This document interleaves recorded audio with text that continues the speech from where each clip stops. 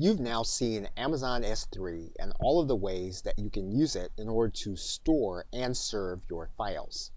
You've seen different ways to interface Amazon S3, such as FileZilla Pro, and programs from Cloudberry Lab, including Cloudberry Explorer and Cloudberry Backup. You've seen integrations using third-party app connector Zapier. You've also seen how to use video players such as Video.js to embed Amazon video links on your static HTML site so that you can have a playing video. And finally, we took a look at multi-cloud so that you would be able to manage all of your cloud drives in one area, as well as transfer files between Amazon S3 and other cloud drives.